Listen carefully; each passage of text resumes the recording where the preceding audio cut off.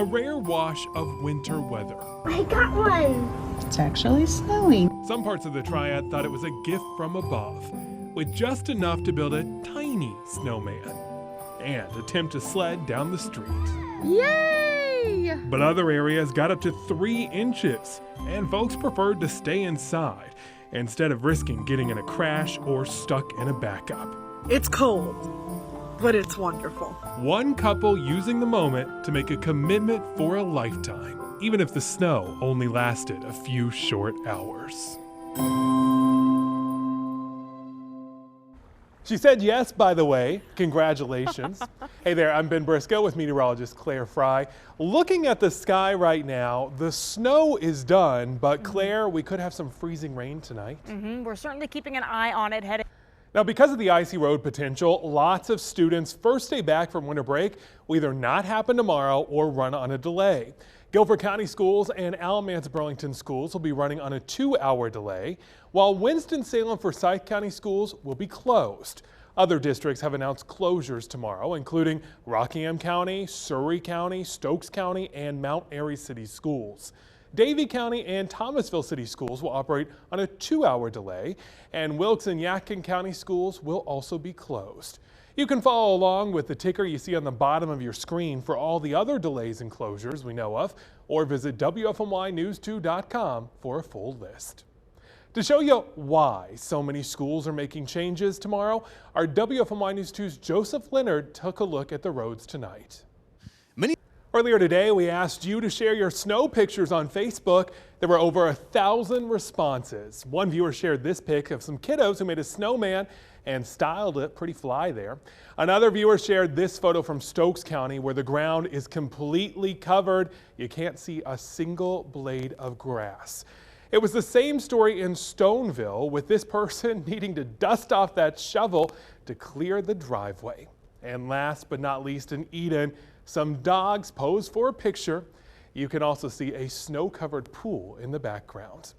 As you wake up, join the morning show for the latest road conditions. And remember, you can get the most up-to-date forecast anytime on WFMYnews2.com. Developing now, the SBI is investigating an officer-involved shooting. Winston-Salem police say they were responding to a call and heard several people screaming inside this house, including children. As the door opened, officers say they saw a man with a knife. Police say the man was taken to the hospital where he is in critical but stable condition. It all happened right after 11 o'clock last night on Zachary's Keep Court. The officers and everyone else in the house were not injured. Police say the suspect has a history of run-ins with the law. We're working to learn more about his criminal history and how this happened. We hope to have an update for you when the courts open back up tomorrow morning. This reminder of the danger officers face comes on the heels of Greensboro officer Michael Horan's death. He was shot and killed almost 2 weeks ago at the food line on Lawndale. His funeral will be at Westover Church and is open to the public on Thursday. If you can't make it in person, we will also stream it on our app, WFMY+. Tonight, your help is needed finding a missing man. Winston-Salem police say 69-year-old Kim Whitehurst was last seen on Ronaldo Road traveling on foot.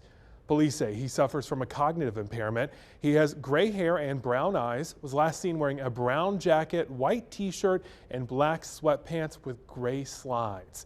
Anyone with information is asked to call the Winston-Salem Police Department or Crime Stoppers. Greensboro police say an 18-year-old is dead after arriving to the hospital with a gunshot wound to the head. Officers say Zion Clinton showed up to the hospital around 10:30 last night. Just over 12 hours later, he died from his injuries. Police are treating this as a homicide, making it the third homicide in the city and just 5 days into 2025. Tomorrow, President Joe Biden will visit the site of the New Orleans terrorist attack to meet with grieving families. This as the FBI reveals new information saying the suspect made at least 2 trips to the city before the attack.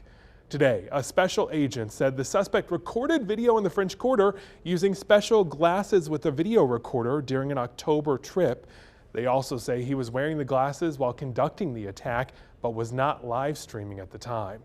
The FBI also says the evidence they've uncovered so far still suggests this attacker acted alone. We have not seen. A lot more to learn. This week, a law firm representing one of the 14 victims of the attack said it will sue the city and the police department, saying they failed to implement basic security protections. The city council has also launched an investigation into what went wrong, with questions on why a protection system designed to stop vehicles from entering Bourbon Street was down. Tomorrow, a murder case that happened more than 20 years ago will be back in the spotlight. There'll be a hearing for two men convicted of killing NBA star Chris Paul's grandfather, Nathaniel Jones. It's been a long 22 years for the family of Jones and for the 5 men accused of killing him. The 5 were all teenagers at the time, and their families believe the men didn't do it. The victim's family thinks the opposite. You might remember when 61-year-old Nathaniel Jones was beaten to death in 2002. It happened a day after Chris Paul committed to play basketball for Wake Forest. Investigators say Jones was bound with duct tape, gagged, beaten, and left to die. 2 brothers, who were 14 and 15-year-old, were sentenced to life in prison for the murder. Their mom, Teresa, says she's thought about the facts of the case for decades. 2 years ago, the men tried for exoneration and were denied. A hearing was granted to present new evidence. That's what starts tomorrow. Tomorrow is also a notable day because of another reason. It marks 4 years since the January 6th riots.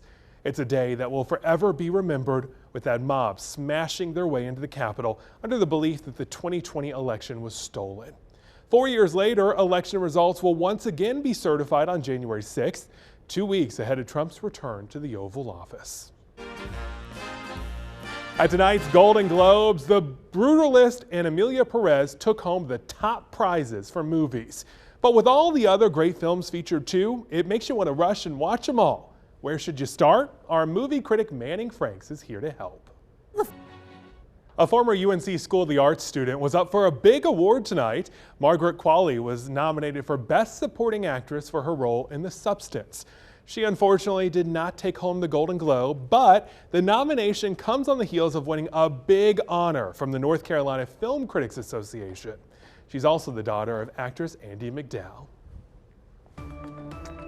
Lots of us love getting out in the snow today, but not all of our pets were too sure about it. Ready for your first snow? All right, you ready? See what happens when this pack gets outside, plus a cute cat reaction you won't want to miss.